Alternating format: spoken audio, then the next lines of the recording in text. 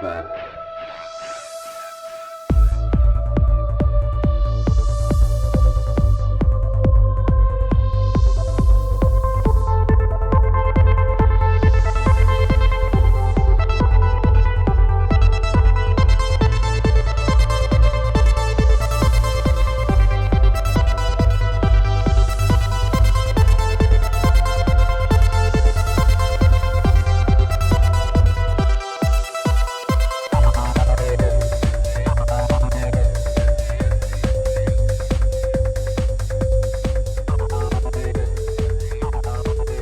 What's up? Another episode of Ripple Effect Podcast. Wow, I already fucked up.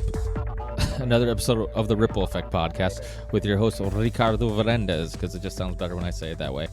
Today we have Christopher Ryans, Dr. Christopher Ryans. I am so excited to have him on. I've been a fan of his for so long.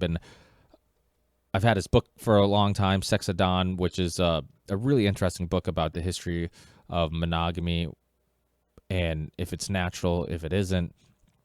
And a lot of just stuff about relationships that all the debates about what is natural, what isn't. And the subtitle is How We Mate, Why We Stray, and What It Means for the Modern Relationship, which kind of puts in perspective what the book's about. And he also has a new book that he's in the process of writing called Civilized Death, which is an awesome book. We talk about both books on the show, so you have a rough idea of what the books are about. And Civilized Death, one, it's a great title because, I mean, it kind of tells you what it's about right there. But it's a topic that I talk a lot about on the show, this idea of how we have more, all this propaganda that goes into telling us that we need to have these things that make us happy and we need to eat this way and there's so much bullshit involved in it and so much hidden interest on why we're being told these things. So I think it's a really interesting book. Like I said, we talk about it on the show, so I won't talk too much about it now. But Tangentially Speaking is one of my favorite podcasts. It's one of my go-to podcasts. It's honestly one of the few ones that I listen to almost on a regular basis. So I subscribe to a lot of podcasts. So there's only a handful of them that I have the time to listen to on a regular basis. So his is definitely one of them. So definitely check that out too. Obviously, it's available everywhere podcasts are available. This is one of the reasons I love this show, and I get to meet people that I'm a fan of.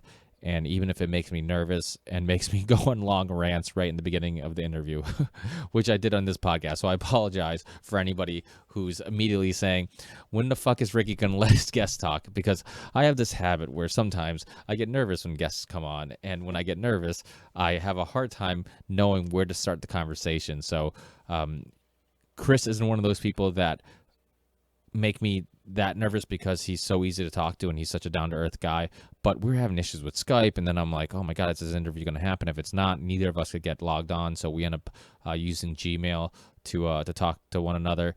And unfortunately, that means that there is no video version of this episode.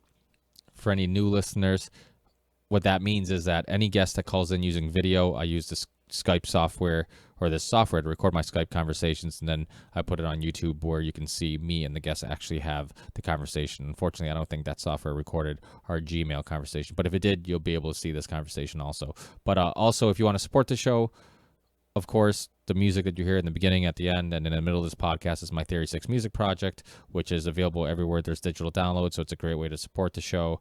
And all that money goes to keeping my music project, which has been neglected for a little bit because wife and kids and this podcast thing has become so much fun that anytime I do have free time, I invested in this.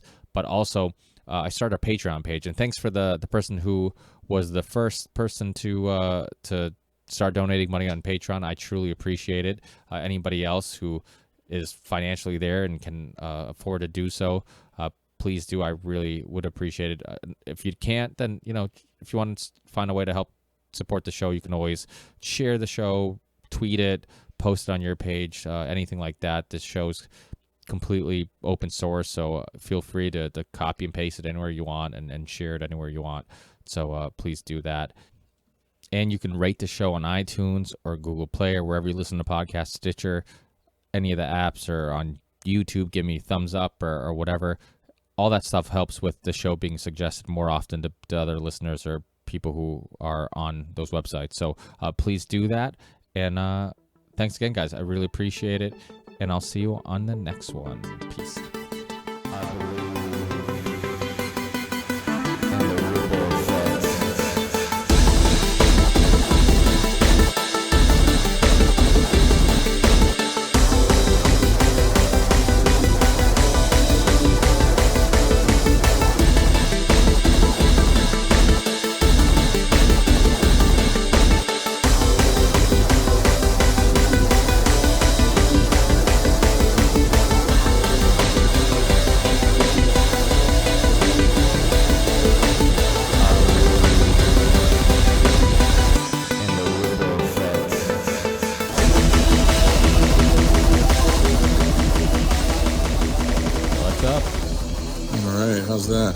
sounds great. Yeah, this is perfect. Actually, I've never used Gmail for a Skype phone call. This is actually a great idea because now I have a alternative because Skype isn't always the most reliable source.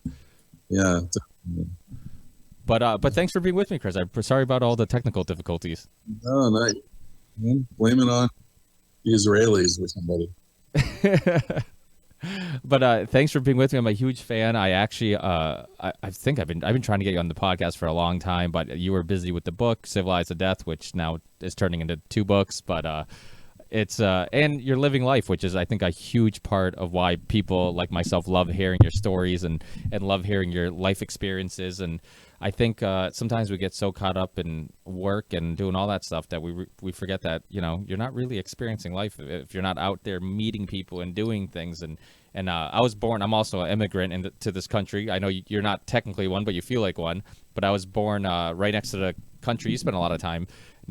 I was born in Portugal, right next to Spain, obviously, and right near the border. I was from Chaves up north, and came here at a young age. So hearing your stories about overseas and hearing your stories about Spain not having cup holders and stuff like that, because I'm constantly telling people this stuff. I'm telling people how you go back to Europe and it's like, a lot of the Portuguese immigrants that came to Massachusetts, where I'm from, a lot of them look at the ones that stayed there and they're like, oh, the lazy ones stay there. All the hardworking ones came to America, because they go back and most of them don't work, 80 hours a week like we do here. Most of them don't have 1,000 things going on at once.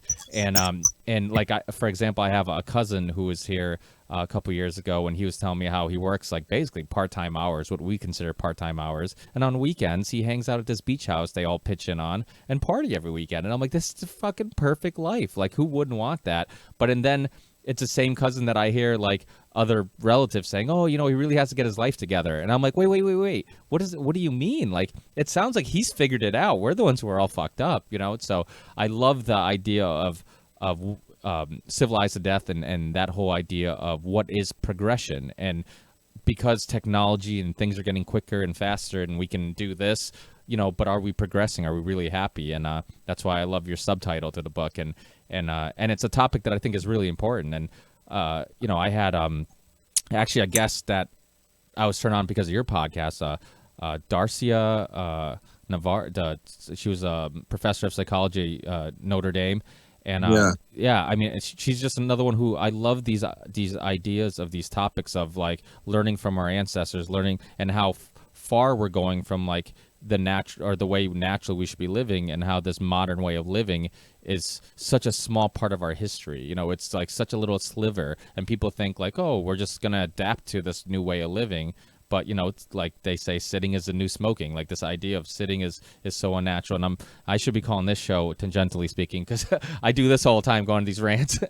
But all in all, yeah, I'm a huge fan, and I love the topics you hit on. And thank you so much for your show, because I think it's there's a lot of people who really, love just your ability to kind of make us re-examine the way we're living and what is happiness. Thanks, man. Yeah, I'm glad you enjoy it. I certainly enjoy it. I think it's the first time I've had a job in quotes, that I would do for free. It's great. I really enjoy, having an excuse to hang out and talk with people who are, people who are normally would be too busy to find the time if you just wanted to hang out and have a coffee, But if you bring a pretty big audience to it, then sometimes they can find some time for it. And it's great. It's such a privilege. Yeah, no, I agree. It's the same thing with this. This has been like the worst investment of my life, because I do music, which really just became a passion and a hobby of mine that I've had since I was a kid, but never really established any income from it. And same thing with the podcast. But yet I get the fulfillment I get out of it from being able to spread these conversations and share interesting people, their ideas and thoughts with other listeners, and getting emails like you do all the time about stuff. It's just I think it really is. It puts in perspective what's really important in life. People who I do construction for a living, and we have a little family-owned construction company. And I sometimes I hang out with really successful people and talk to people that are really motivated, and they all they do is work, and they're just motivated. And sometimes I envy that drive, like that. I remember just recently you were talking to Joe Rogan about his drive, but in a way, it's like, they're moving so fast, they're not really enjoying anything. And, and then at the end of the day, they have all this financial success, but most of them come from divorced parents because their dad probably did the same thing that they did, so focused on working and not enjoying their significant others and families. So it really, I think it's really important for these conversations to happen, because I think, like you said, like you've said it on your podcast a lot of times, how unhappy people are, but yet we have more shit than ever. We have, more technology. People who are poor in America have more luxuries than people that are poor anywhere else. But yet, everybody's on antidepressants and people are constantly looking for happiness and fulfillment. But I think that the system we've built have kind of tricked us into believing, or tricked us to find happiness and in the wrong places. And that's why we're constantly unhappy. But before we get into that, I want to talk about your book, which I read a long time ago. But I'm still a huge fan of it, and I think this sexual suppression and the way we look at sex is a huge issue in modern culture and modern society. But for people who aren't familiar with it, what was your motivation for the book? What made you want to write a book about sex? About I guess sex and sexuality and modern sexuality. I mean, was it your intriguement with just learning from our ancestors and how far we've gotten from, I guess, living a natural way? Well, basically, the motivation for writing the book is like so many things, there are multiple levels of it. One was just that when I was working on my PhD dissertation on human sexual behavior in prehistory, I came to the realization that the conventional view of human sexual evolution and of contemporary human sexuality seemed to be less based on science and more based on politics and morality. And,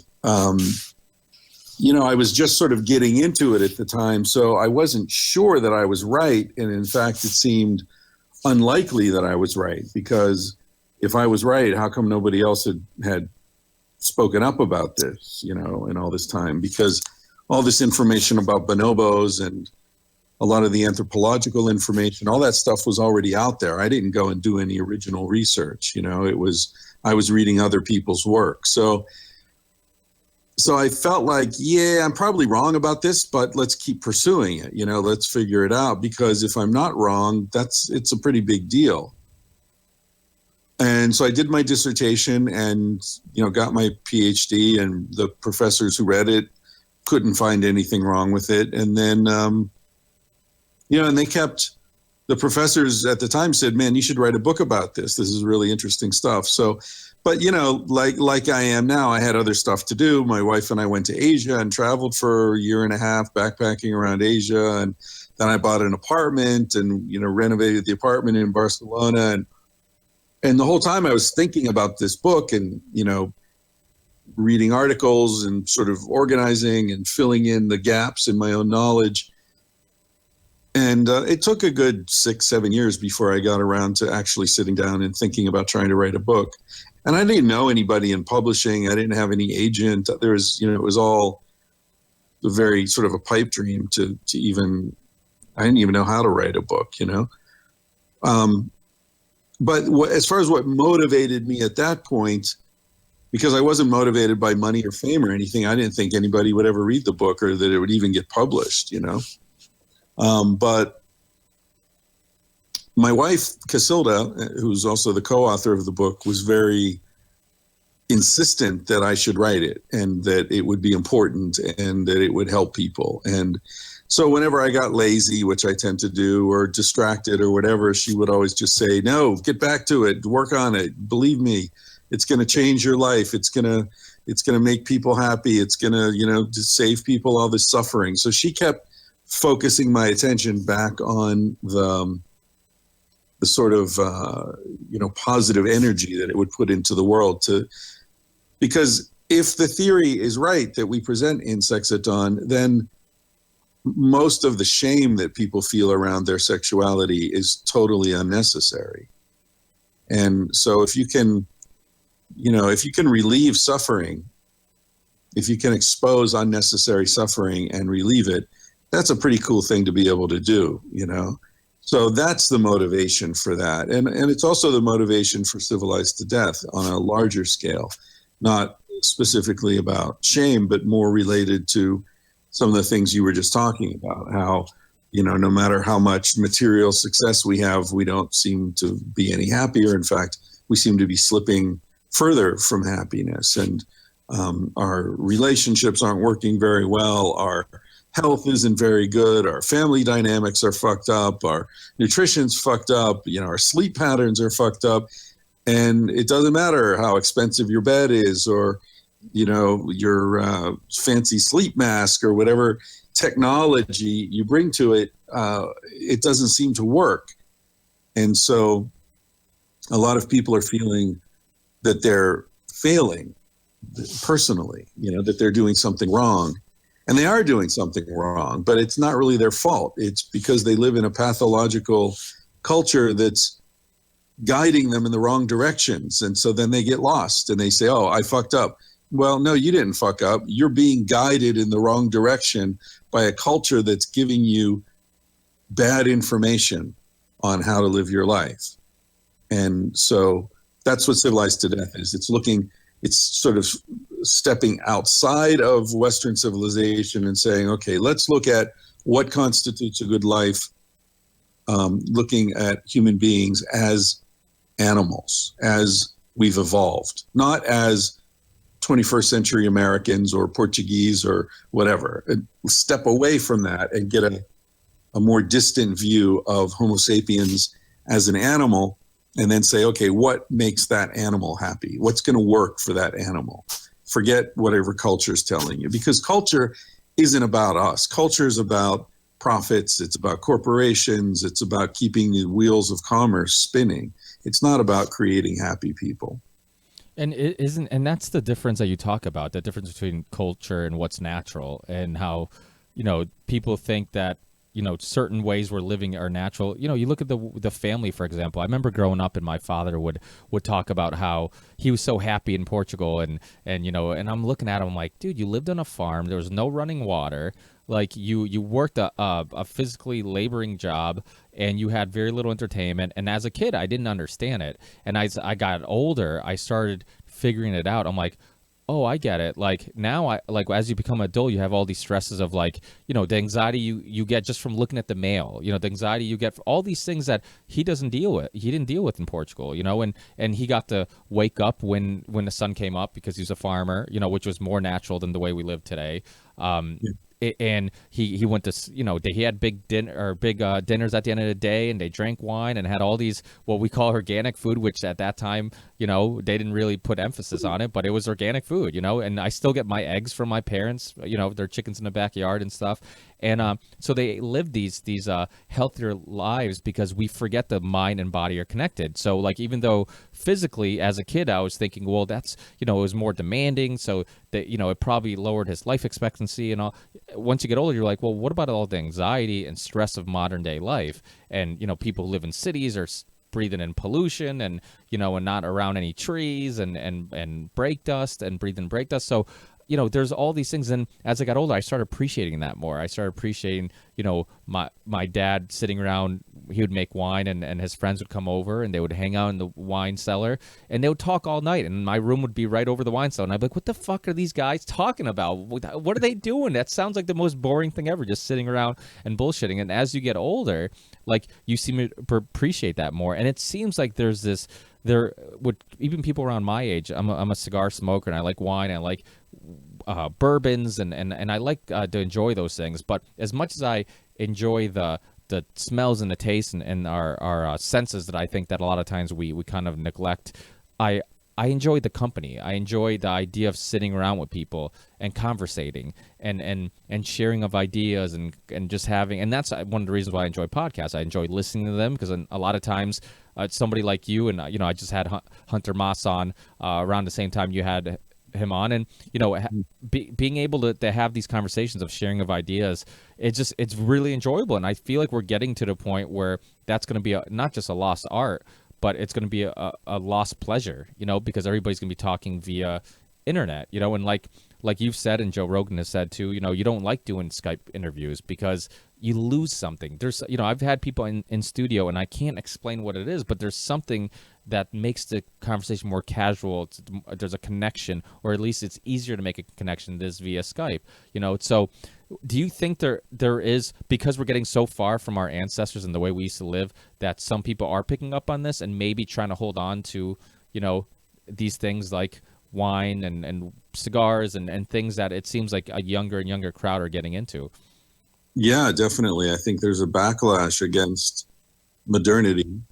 There always has been. I mean, if you look at the Amish people in Pennsylvania, for example, and Ohio mainly, they looked at modernity in the 1840s, I guess, and they said, okay, this is enough for us. This is where we stop, and they've stuck to it, interestingly. And their, rates of depression and suicide and cancer and pretty much all the modern ailments are far lower than they are for the rest of us. So I think there's always been various sort of backlashes against modernity, but I certainly think that right now it's as intense as ever. I think a lot of people are looking at the modern world and realizing that it isn't working for them, And so you mentioned organic food, for example, It's kind of funny we call it organic food. It should just be food.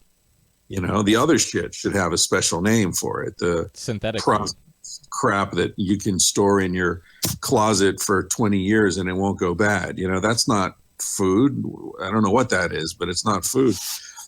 But yeah, you see it all over the place. CrossFit and the paleo diet and, sort of back to the land. A lot of people are, moving out and trying to find a place in the countryside. And I see a lot of young people are looking at cities and saying, fuck, I can't afford that. Let's all just go live in some small town together where we can take care of each other and, raise one another's kids and grow food together and share a car. Everybody doesn't need their own car. We can share 3 or 4 cars among 20 of us. I think people are, there's always a map to go back.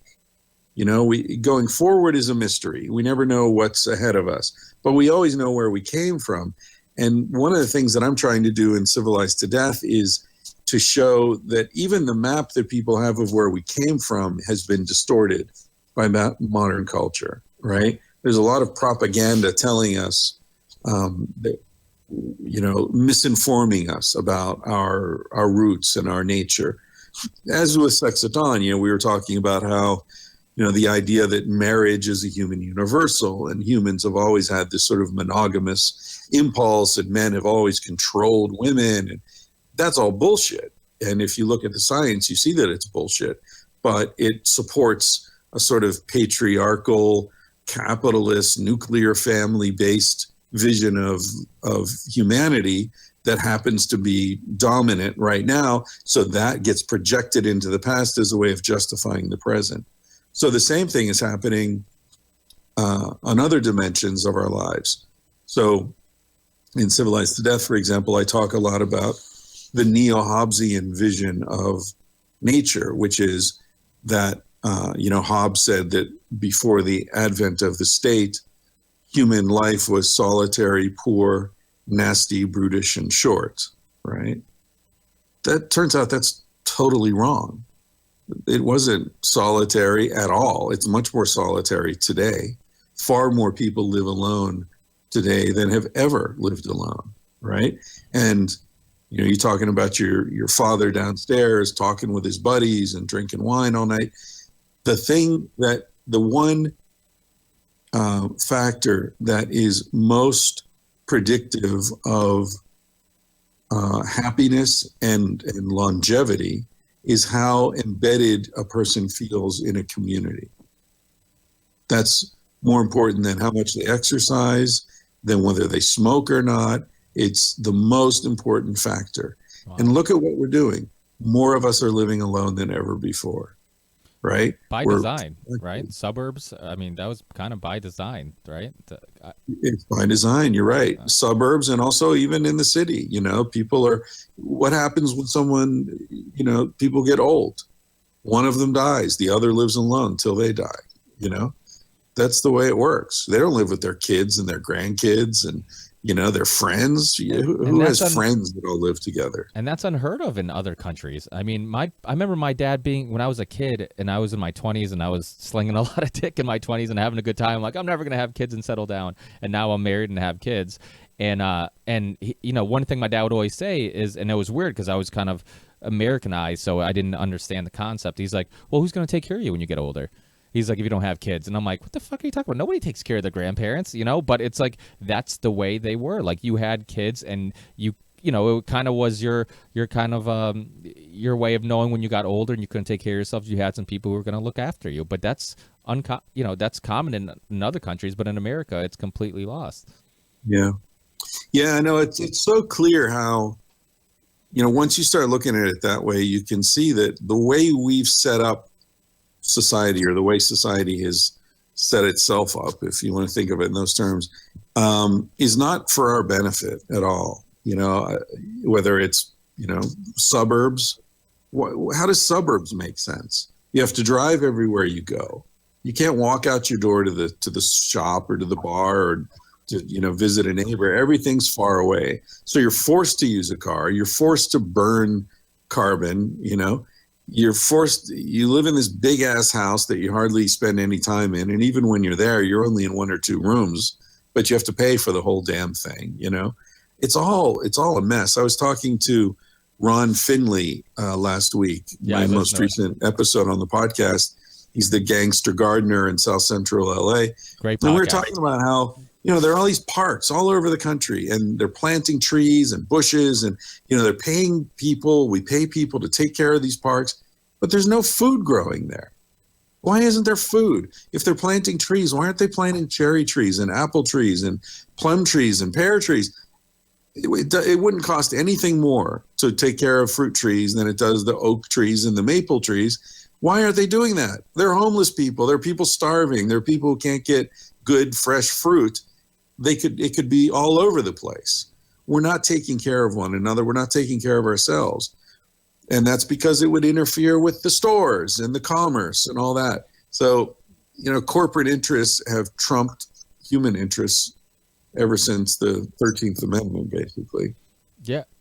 I think that's the scary part of our society, is that we think that capitalism should be deep rooted in every aspect of life, instead of just being like, well, no, this is just a way to have an economy. We need to figure out how to trade stuff and whatever. But no, it's like, no, these theories is in deep rooted in everything. And if you say something like, oh, we need to take care of one another, it's like, oh, what are you, a socialist? What, you know, like what, you know, people, I was born in a socialist country. I mean, Portugal and a lot of Western Europe was socialist, you know, socialism does have its flaws, just like capitalism has its flaws. This idea that people may, you know, they say, oh, well, you know, look at, you know, socialist countries, it obviously doesn't work. Well, we can make the same argument that capitalist countries don't work, because America has some of the worst income inequality ever. We have, you know, everybody's on antidepressants and self-medicating, and there's a pill epidemic, and people are buying heroin, and people are unhappy, and divorce rate is high. So it's like, so what's, you know, how do we quantify working? You know, what's actually working about capitalism? Well, also, you know, I think it's a false argument, because America is not a purely capitalist society. We have socialism. It's just that it's socialism for the wealthy. It's not social, and everyone else can go fuck themselves. So when a bank fails, the government bails them out. That's socialism. That's the entire entity taking care of the vulnerable. That's what socialism is. That's what a family should be. That's what any kind of community is, right? So, you know, when I live here in LA and near Malibu, right? When a forest fire, a brush fire starts, you've got helicopters dropping water on that fire within 5 minutes. Why? Because there are a lot of expensive houses around.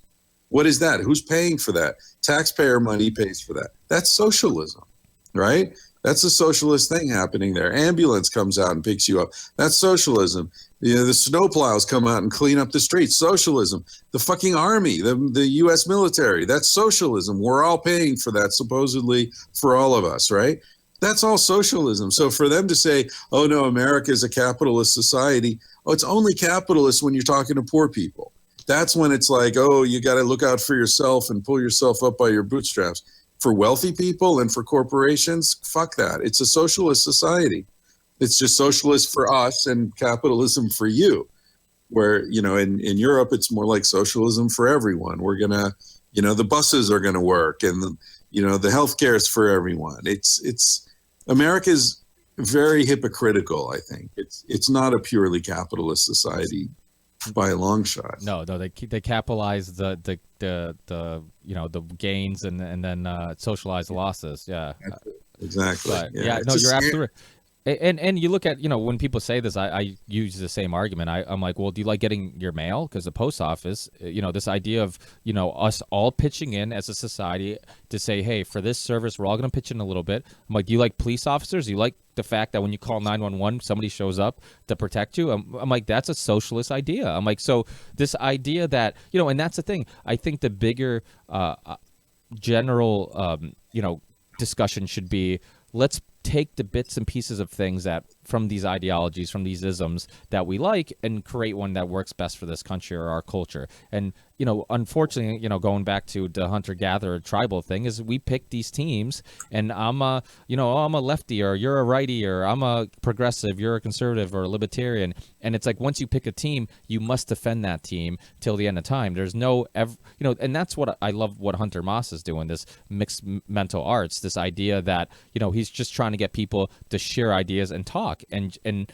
personally, I think that alone will take us a long way if people can just say, hey, let's dissect the idea. That let's not look at who's saying it or what they stand for or what they don't stand for or what side they're on. Let's just dissect the idea. And if we can do that, and that's where things like I've never done edibles is the closest thing to psychedelics, but I've had a lot of people on, like the amazing Jonathan, who's a comedian, and Dennis McKenna, and we've talked a lot about.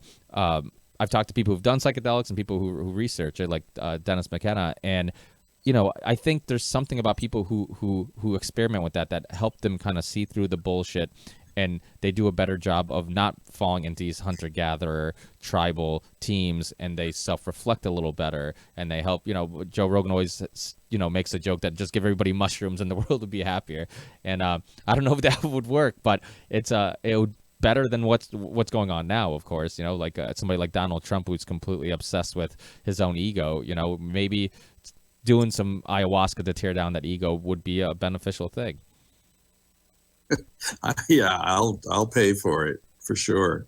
I mean, was that a big part? And actually, I don't want to get too far off, because I do want to. I being married, and I get into this discussion with my wife sometimes, like this idea. And you use the example, which I think is a perfect metaphor and perfect way of putting it. It's, we could choose to eat vegetables, but we still have teeth, and bacon still smells good. We're still designed to to eat meat. I think monogamy. It's one of those things where you don't try to make the case for or justify cheating or doing whatever. You're just saying, this is what's natural, this what isn't, and don't be so hard on yourself. Don't be on because you can't control these desires and temptations and these ideas for reproduction. I mean, there's so much going on in our bodies, chemistry that we don't know of. I mean, I remember hearing this study about, they gave this porn to a group of guys, and then another porn to another group of guys, and one group of guys, they told them to bring back your sperm, and one group of guys watched this porn with multiple women or multiple men and one woman, and the other one was one male, one woman, and the multiple males, like the people who masturbated to that sperm was much more aggressive, and it's like you don't consciously know that's happening. It just happens, and I've heard you talk about birth control. I think it was you who talked about birth control. That's how it was affecting that natural scent or their ability to smell people, so there's all this stuff that's going on that really modern medicine and all this stuff is getting in the way of our natural instincts and stuff. And I know you got a lot of a lot of shit for your book because people thought you're justifying cheating, but like you've said, like you're really just explaining how monogamy, is it natural, is it not? Here's the evidence, and then you decide, right? It's not really, if people who are listening who haven't read the book, it's not really giving you a opinion on how to live your life. It's just giving you the information and letting you decide. Yeah, I mean, it's definitely not about justifying cheating. In fact, it's sort of the opposite in the sense that the only descriptive element in the book is we're encouraging people to be honest with each other. Is something in front of the microphone? It sounds muffled all of a sudden. Oh, does it? Yeah. I don't know. Is this better? Yeah. Is working better? Yeah. Okay.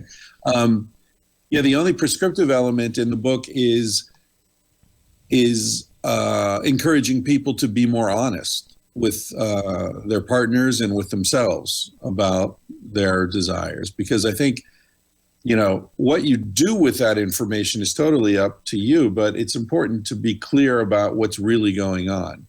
I mean, you can look at it as, I sort of equate it with the difference between sex education in Holland and the United States, or the approach to drugs in a place like Holland or Portugal or the United States, right?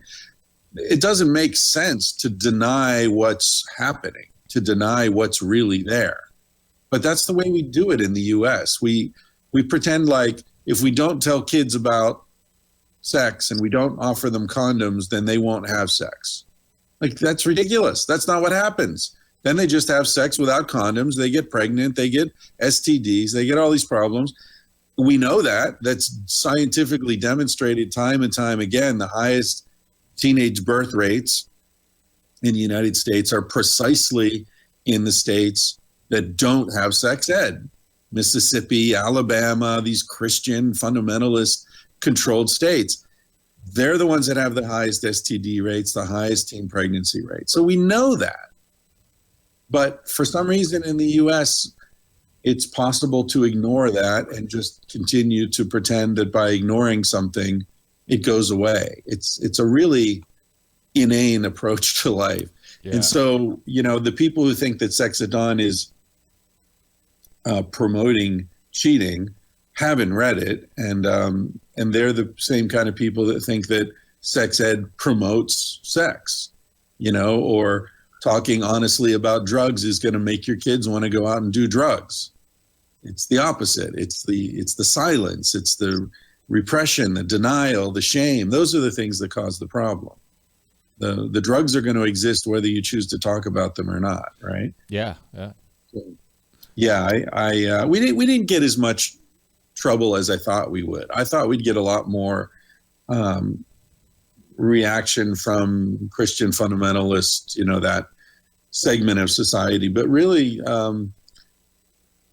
I don't know whether they just don't want to talk about sex. So maybe they would rather ignore it, because the level of hypocrisy in that world is so outstanding and amazing that the last thing they want to do is get into a conversation about sex, Yeah, I think it's important that people understand that you can't control a male's desire. Like, I always think it's funny once people get married, then all of a sudden it's like you have to pretend, or even dating somebody, you have to pretend everybody else is less attractive now, and it's like we're trying to make something work that is unnatural, and you're constantly fighting it. And I have a lot of friends that have gotten married around the same time I have, and it seems crazy how like you have things seem all right, and then you have kids, and everything just keeps going downhill, and you can see like their unhappiness going. And it was funny because I don't know if it was actually in Sex at Dawn or where I was reading this about how women's testosterone levels actually go up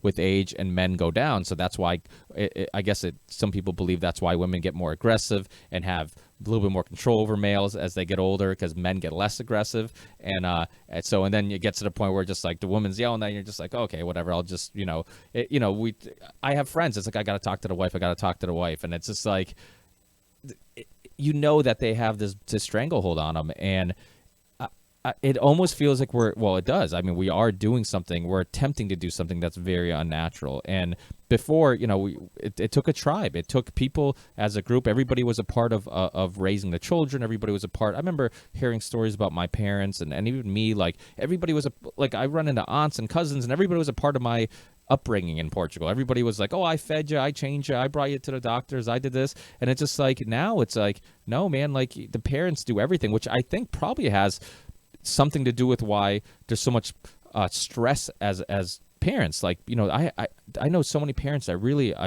they struggle to do everything themselves because they don't have any help, or that you have to throw them in a daycare, which means, they're being watched by somebody who just needs to give you back the kid alive. They don't really care about its progression. It's like, as long as you don't have any cuts and scratches and you're in one piece, it's like, I've done my job. So it just, nobody's going to be more interested in the child's progression as a person than the parents and the family and close friends and people who actually know you and love you. So, I think that's really important for us to kind of understand that and again, this is just one of many examples that you used that shows how far we've gotten from the roots of our ancestors.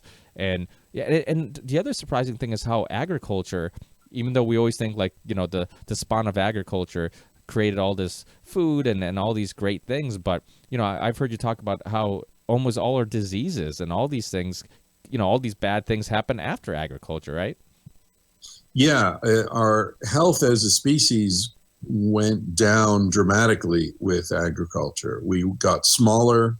You can see in skeletons whether people suffered from famine, for example, and there's much more famine after agriculture than before agriculture. Our birth rate went up dramatically. Women were having far more babies, which is not good for them, health-wise. And the biggest killers of humanity, the most devastating contagious diseases, all entered the picture after agriculture. All the influenza, the smallpox, the chickenpox, the cholera, all these tuberculosis, all these things came from domesticated animals that humans were suddenly living very close to. And we were living in our own shit and in animal shit for centuries. Before agriculture, we were nomadic. So, we were moving like wolves, like you weren't living where you were shitting. You were leaving it behind and always moving along, part of the ecosystem. But then suddenly with agriculture, you had thousands of people living in one place and staying there. And, the streets were full of shit. And up until the 1800s, people were walking through shit all day, every day. It's crazy, very unhealthy. So, there's so many myths about civilization having been this great gift to humanity. But when you look at it, in terms of specifics, and you also sort of take away the bias of, looking at it from the perspective from within civilization. If you just sort of step back and say, okay, like let's measure this. Let's really take a look at this, So, for example, there's the propaganda that says, I said earlier, Hobbes called human life solitary, poor, nasty, brutish, and short, right? So we talked about solitary. That's obviously untrue. Poor. Well, what do we mean by poor? What is poor, right? Is poor having less than someone else? That's what poverty is in our world, right? It's a relative thing. But what does poor mean? If everyone has the same amount, what does poor mean? Having enough to eat, having good quality food, having plenty of free time, having plenty of clean water, having shelter from the elements, a relative comfort. If you have those things, can you be considered poor, right? Hunter-gatherers had all of those things. They had health, they had lots of free time. Most hunter-gatherers work about 12 hours a week. 12, that's less than your friends in Portugal, right? 12 hours a week. And what is that work? It's things that we consider relaxation, hunting, fishing, gathering fruit and hanging out, talking with friends while you're chipping arrowheads or whatever. These are very relaxed lives that hunter-gatherers live. This idea that life was a constant struggle for survival, that's the opposite of true. Life was relaxed and easy. It became a struggle for survival after agriculture. So solitary, poor, nasty. violence. How much violence was there before agriculture? Very little. These people like Steven Pinker that claim that there were these constant wars and man was a wolf to man. This is all bullshit. There's no evidence for this anywhere. The evidence for massive massacres and slaughters and violence and extreme violence, that's all after agriculture. If you're looking at skeletal remains and things like that. And the other thing that they do, which is very funny, Steven Pinker does this all the time, is he'll look at a hunter-gatherer society and say, like I remember one example he uses is the San people of Botswana, the Kalahari Desert. And he says that they have a murder rate higher than most American cities today, right? Which is, 3 of 100,000 people are murdered or something like that, right? But the difference is that there are only like 400 San people. So to have a murder rate of, 3 in 100,000, that sort of, you do the numbers, that turns out like there was one murder in the last 100 years, right? Whereas in Baltimore, there are 50 murders a day or whatever it is, or Chicago, right? It's like these crazy, but because there are so few people, if there's one murder in 100 years, one guy killed another guy because he caught him fucking his wife, suddenly their murder rate is higher than in, America, although nobody is ever worried about getting murdered among the San, right? So it's this crazy, weird statistical way of playing with numbers. Well, it's so much a life expectancy. What's that? The life expectancy issue? Oh, same thing. Yeah, short, right. Solitary, nasty, brutish, and short. Life expectancy, the idea that we've doubled the human lifespan. That's absolute nonsense. Human hunter-gatherers live into their 70s regularly. As a species, Homo sapiens typically lives into our 70s. So, you read in Sex at Dawn, we talked about that, and I talk about it again in this book, the way that this propaganda is being used to say that, we're so lucky to live where we do now. It's like the zookeeper telling the animals, oh, you're so lucky to be here in this cage because out there, oh my God, in the jungle, your ancestors had it really rough, Yeah, how come no animals are wandering in from the jungle saying, please let me live in the zoo? You never hear about that, right? You never hear about hunter-gatherers coming in and saying, oh, hey, can we come and live with you folks? No, they're always hiding. They're always running away. They're always trying to, preserve their way of life. They don't want to join us. And wasn't there stories about Indian? I'm hearing an echo, but wasn't there stories about Indians and or when the Pilgrims came here, people going off and living with the Indians and, well, I hate using the word Indians, but natives, and people were going off and wanted to live with them because they liked the way they were living and their lifestyle, and people were like, what the fuck? Why do you want to live with these savages? Yeah, there are a lot of stories about that. In fact, Benjamin Franklin writes about that in some of his work. There was a law in colonial America making it illegal to leave and go and live with the Indians because so many people were doing that. And in fact, and that includes people who had been kidnapped by them. So, if there was a battle and the Indians would, and by the way, I use the word Indians because most Native people prefer that. They call themselves Indians. So, it's this Native American thing is something that white people did. And then the Indians were like, you know what, we're fine with Indians, whatever. But anyway, it was very common that when, there was a fight and the men were killed, the women and children would be kidnapped and taken back to the tribe, which was the customary thing that the Indians did, and they would be integrated into the tribe. So the woman would, be married by another man and, be included. They weren't slaves kept separate from the Indians. They would be integrated into the tribe. So then, whatever, a year or two later, there'd be another battle, and the whites would rescue them and bring them back to live, back in the Christian world and all that. And as soon as they got a chance, they'd sneak off and go back to be with the Indians. So people historically who have seen both worlds almost universally choose that world. they reject this world. Whether they're people who were raised in our world but got a taste of that world, or people that were raised in that world and got a taste of this world. I talked about the people who were with Darwin. They were from Tierra del Fuego, Fuegians. They were picked up when they were teenagers, brought to England, educated, met the Queen, and saw all the best things that England had to offer. And then they were on Darwin's ship on the Beagle going back to Tierra del Fuego, where they were going to supposedly convince the other Indians to come and join civilization. Instead, they just went back and lived with the Indians and dropped everything.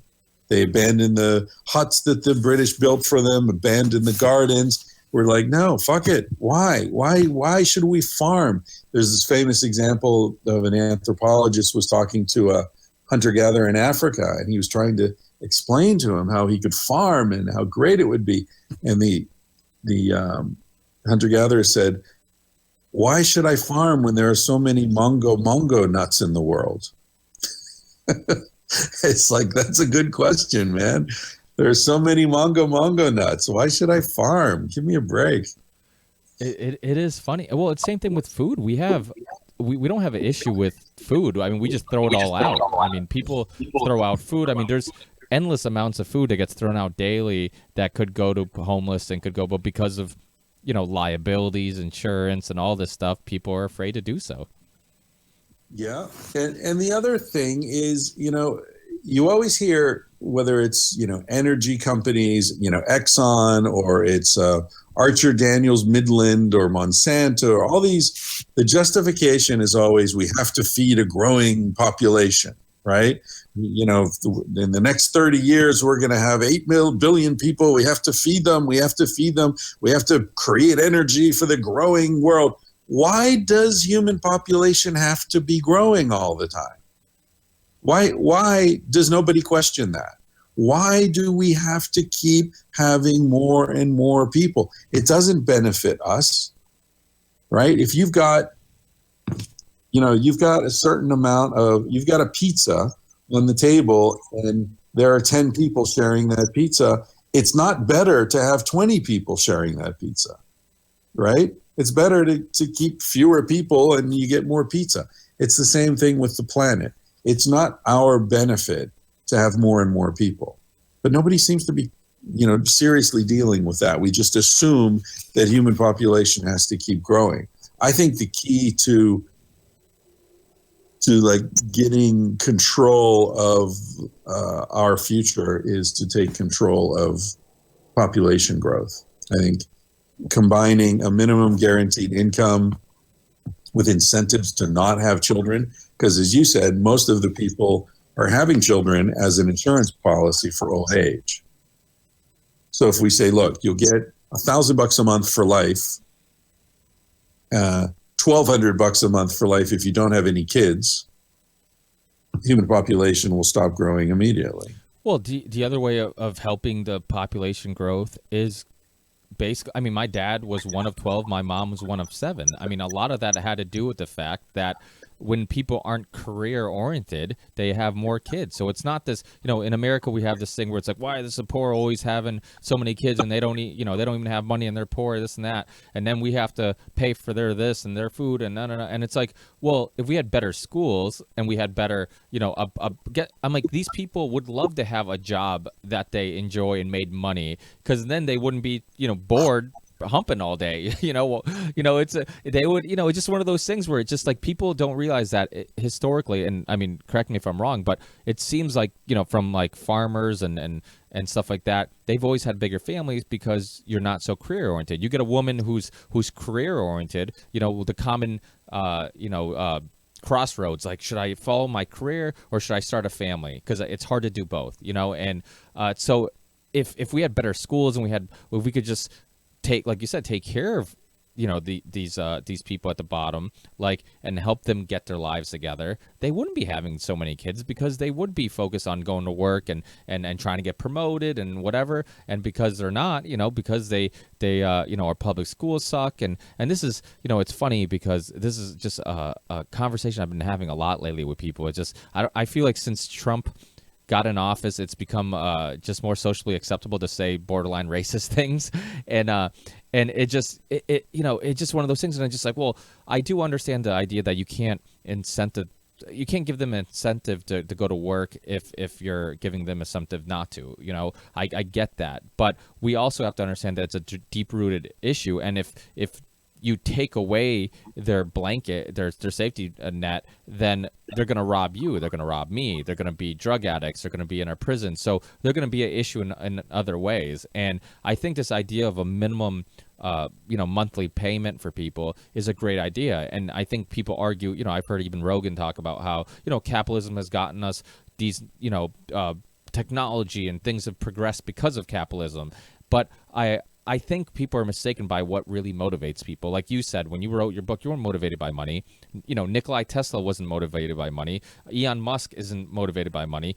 The greatest musicians, artists, these people weren't motivated by money. They're motivated by their work. The greatest scientists, they're motivated by their work. So this idea that if you give everybody this minimum, income, that all of a sudden technology is going to stop advancing and no great art's going to happen. It's like, no, man, like when people are motivated by money, that's when you get 80s hair metal, like that shitty metal.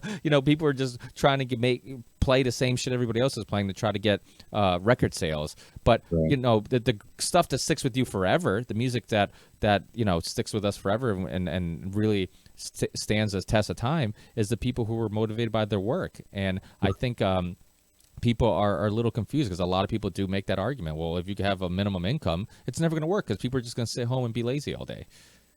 Yeah, well, that's not what's shown experimentally, where it's been tried. And also, I agree with you. I think that it'll probably have the opposite effect because a lot of people, maybe yourself included, who would prefer to be focused more on their art. Oh, you have no idea. I hate my job. Than their work. Right? I mean, if you didn't have to go to work every day, you'd probably be playing more guitar and making more music, and who knows what you'd be coming up with, right? Who knows what sort of incredible artistic and scientific advancement we're not getting because people who have those talents aren't able to cultivate them because they need to make a living. They need to, just put food on the table. There's a lot of, I don't know who paid for Nikola Tesla to hang out and think, but somebody must have been paying for it, He came a lot, and you see it so much. So many famous writers, you look at their background, they're from wealthy families.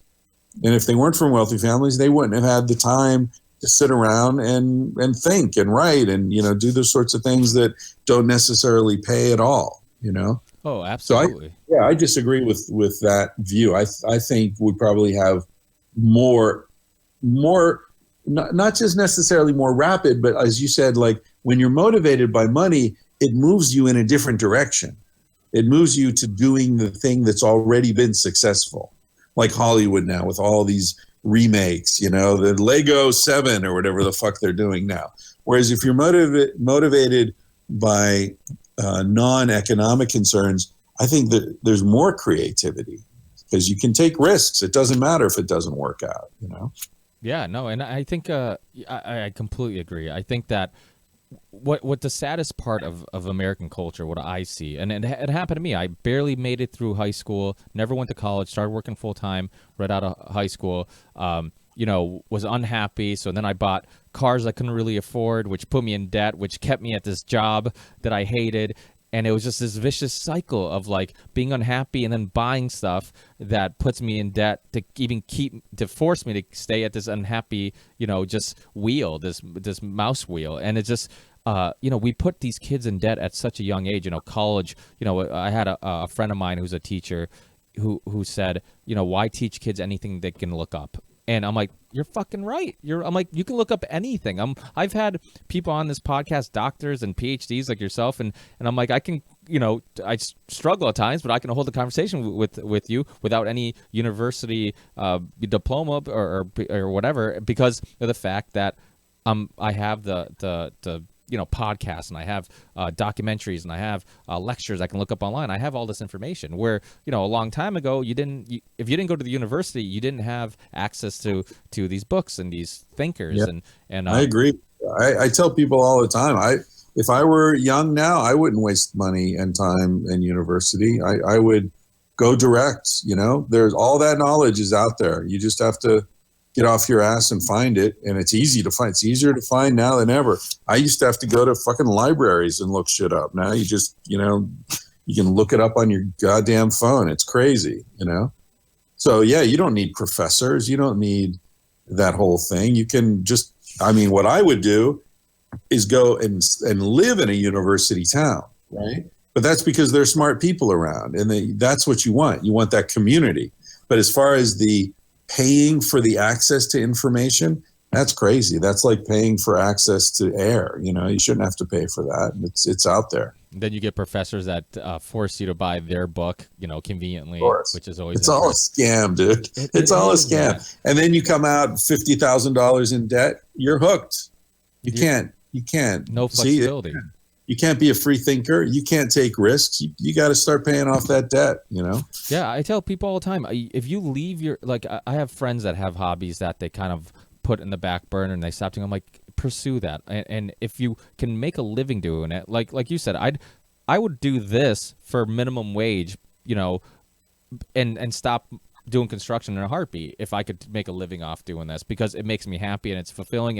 And yeah, maybe you'd cut corners on some material things, but so have you to survive, to travel the way you have. And a lot of people who probably make more money than you are envious of your life. And it's like, I've heard you say on your podcast, like, you could have this if you sacrifice these things, but you have to sacrifice these things to have this, and so I think that's, unfortunately we've built a world where, I remember, I think it was Amazing Jonathan who talked about how his dad every day of his life hated his job, and then the second he finally retired, he croaked, and then he croaked, and it's just like, it makes you wonder, like, the society, well, you go to work and that becomes it consumes everything, all your energy, all your life, everything, and then when you finally have some free time, you realize that job consumed all your energy and time, that you had no time to pursue thinking or hobbies or any artistic creative thing.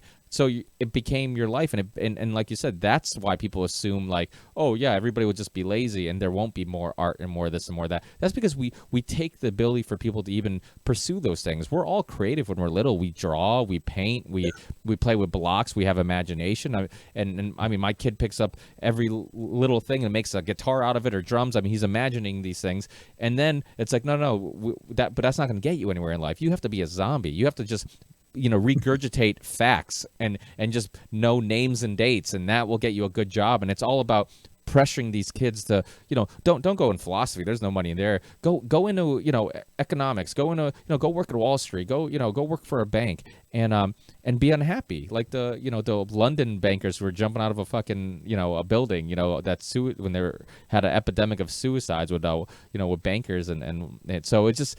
It's we're all fucked up, and it's like, where are we going, and how do we push the brakes? Yeah. Is there an answer to that question? That's what my next book's about, man. And the problem is, I'm such a fucking hunter gatherer. It's really hard for me to like focus and work. Yeah. So it's the irony of this book is that I really believe this stuff. And so it makes it hard for me to, I had a New York Times bestseller. If I were motivated by money, I would have had another book out 2 years later and another one a year after that, and another one. And I'd be, rolling in money by now. I'd be on TV every day. I'd be, Malcolm fucking Gladwell or something.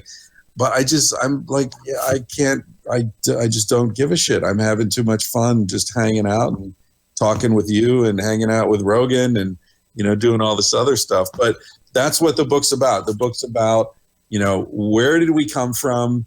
Why do we have the wrong idea about these things? And what can we do now with a renewed understanding of where we come from? What can we do in our lives now that'll make life better? So that's what it's about. It's almost done. And talking with you has actually motivated me to to go do some writing to go finish it today. Yeah.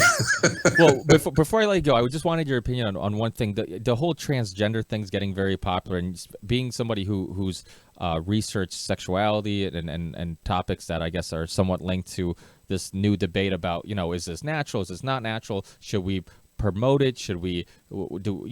What's your opinion on it? Like this idea of, is one side not being I guess considerate of other people's feelings, or are they just afraid of change, or is there something more to this where it is a I don't know. I mean, I'm quite confused about where I stand on this, because in one way I think it's scary to tell a kid, like I was with my 13-year-old niece who was going through she already knew like pansexual and all. I'm like, what the fuck is that? And went through all of them, and she's like, oh, I have a friend who's this sexual, and I'm like, what is going on here? Like, you're 13. Like, there's a reason why you can't get a tattoo until you're 18, because you're going to regret, even you're 18. I mean, even at 18, you're going to regret your tattoo. But any younger than that, you'll definitely regret that tattoo. To let somebody make a life-changing decision when they're still figuring out who they are. Like, I understand trying to be supportive as a society, but fuck, can't that be, really dangerous when you get older and you're like, holy shit, I've been telling everybody I'm really a male in a female body, and now I realize that was just a phase or whatever. Aren't you opening do you know the story about Dr. Money? And yeah, in fact, a friend of mine wrote that book called Just As God Made Him, I think it's called. Yeah, I believe by John Colapinto. He's a staff writer on the New Yorker, and he wrote the book I think you're referring to, John Money. Yeah, the story there is that this little boy was having a circumcision, and I don't know how they messed it up, but they cut off half his penis. And John Money, who was the leading psychologist of the day, specializing in these issues, was I guess the early 70s, was called in, and he said, well, gender is totally culturally determined, so why don't you just cut off the rest of his genitalia and form a vagina and raise the child as a girl, and it'll work out fine. Told she was a girl, always wanted to play with the trucks and wanted to play with the boys, and wasn't interested in any of the girl things. And then by the time she was in her early teens, she had decided she was a lesbian and was very sure. There was never any question, what her orientation was. And then when she was 17 or 18, she was finally told the truth. And then she went into hormone, I guess she was taking hormones to block the testosterone. I don't remember all the details, and she ended up committing suicide in his now early 20s, I think, or mid 20s. But it's one of these cases where, I think gender and sexual orientation are clearly both on a spectrum. So it's not a binary. It's not, you're this or you're A or B. There's a lot of shades of gray in between.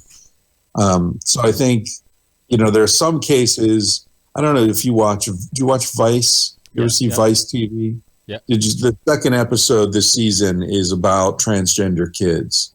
And it's very interesting, very well done. And they feature one little girl at the beginning who's like 5 years old. And she is so clearly a girl, there's just no question. This is a girl.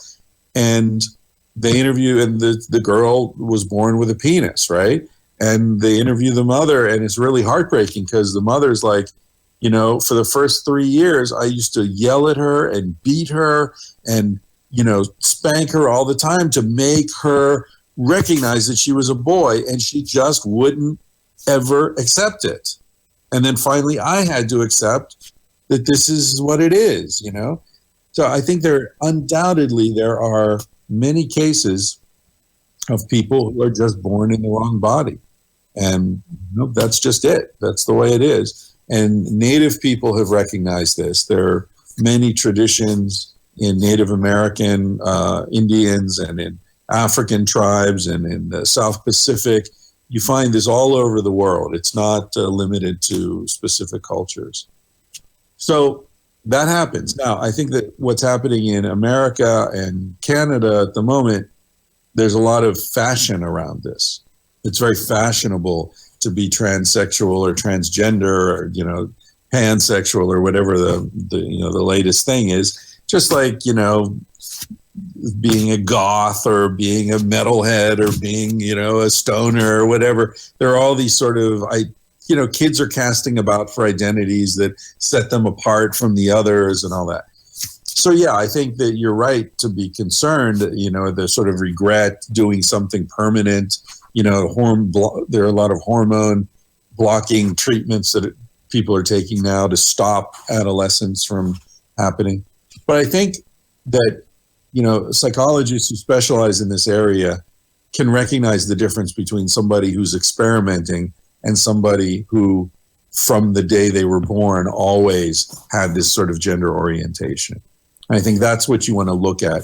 If someone's a parent or a teacher and they're concerned about this, you want to look at, is this something that's just happened in the last 6 months or so, or is this something that has always been there? If it's the latter, if it's always been there, then it is what it is, Yeah, no, I agree. I mean, obviously I don't know too much about what, how the signs on how you can tell, but you would assume that you could probably kind of pick out somebody who was doing it because they're trying to fit in or trying to stick out, or somebody who's doing it because, and it's no different than, gays and lesbians at their time, where just like you probably had some people who experimented because they were maybe just curious and wanted to stick out or was attracted to that culture or that group of friends or whatever, and then people who really were. And so, yeah, I think it's interesting. Unfortunately, I think that, again, like everything we talked about, it's this tribal thing where people will pick teams and, people, and I think you can go completely one way too, where like this idea of making every business put in a third bathroom is kind of, ridiculous too, because it's such a small portion of the population. It's like, well, are we going to pick every minority group and just have a bathroom specifically for them? It's like, where do you stop,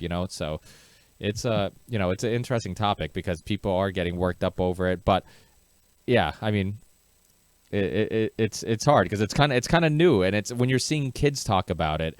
But we live in a different world where a 13-year-old knows much more than, might not know what to do with all that information, but they have more information than me when I was playing with probably Ninja Turtles at 13. It's just so it's pretty crazy. Kids are growing up much quicker. But thank you so much. Thanks for your time, Chris. I'm a huge fan. I don't know, Chris, Dr. Ryan. I mean, you earned that PhD. I should be calling you Dr. Ryan, but I'm not a doctor. Well, not anymore because Duncan Trussell stole your Twitter handle. You're right, that bastard. Yeah. But I love the fact that you're willing to dive into these topics. I know I've heard you even talk about pedophilia. I had the documentary filmmaker a couple years ago. Are all men pedophiles? Have you ever seen the documentary? No. It's really interesting. It was very, when I looked at it, I'm like, that's a fucking really provocative title. I'm gonna watch this. At first, I'm like, I kind of feel weird even clicking on it, but then I'm like, you know what? Let me see what it's about. And it really went into history of how men are naturally attracted to young women right after puberty or right after they're able to have children, and a 16-year-old who had her period and a girl in her 30s are no different and are equally ready to have children. Nothing changes, and how men are attracted to women, and the difference between a pedophile and somebody, and he had people actually interviewed pedophiles who were willing to talk about this, and it reminded me of this when you were talking about how you were getting emails from people who were saying, and this is how culture fucks things up. You try to fix things and you ruin things, and this we look at it as, oh, this is so bad, so bad, so bad, but and I've had discussions with people where I'm like, well, wouldn't you want people to be able to come out and talk about this and get help? Because we don't do that, all you're doing is you're suppressing somebody from being able to publicly say something and get help, because everybody looks down upon them or think that they're a weirdo or won't want them to live near them, or they'll get harassed, and it becomes very counterproductive. So and there's not a lot of people who are willing to dive into these conversations that are very touchy. I mean, not a lot of people want to get into the idea of helping pedophiles, but I think it's an important conversation, because again, I think anytime you can do something to help people, like your motivation to, for your books, I think it's important. So, I think even myself, I thought that documentary was really important because it helped people understand the difference between somebody who actually did it and somebody who thought it, and there's a difference. And if you get the person who thinks it help, you can prevent the act from happening. But making them hide and live in secret, then that's not going to help, and eventually maybe something would happen. So thank you for hitting on those topics. No, thanks to you, and good luck with the podcast. Thanks. I've been doing it for probably I started doing it a little bit before you. I mean, Rogan was just telling everybody that they could start one, so I'm like, hey, why don't I start one? But thanks. I mean, it's a true pleasure to do this. I mean, like I said, I've been a fan of yours for a long time, and to be able to talk to people like you and Daniele Bagnelli, and I've had Dr. Brzezinski on, and just so many interesting people, the real Rick Ross and Colonel Lawrence Wilkerson. I mean, I'm a fucking idiot who barely graduated high school. Like, why are these people coming on and talking to me? I don't know, but maybe because I'm persistent, and if you don't email me back, I'll just keep writing you until I get a response. But hey, you know what? When you don't have a resume or any selling point, then I do what I can to try to get people to come on. But usually I get a good sense that people at least feel like it wasn't a complete waste of their time. So. Well, I enjoyed it. Thanks, Ricky. Hey, thanks, Chris. Hey, good luck with everything. Great podcast with Ron Finley. That was really interesting. That one's out. Check it out. Check out Sex of Dawn, and check out his podcast, Tangentially Speaking. Keep up the great work, Chris, and I'm looking forward to eventually seeing Civilized Death on the bookstores when you're done, enjoying life. All right, brother. Hey, thanks, take care, man. Chris. Thank you. Bye.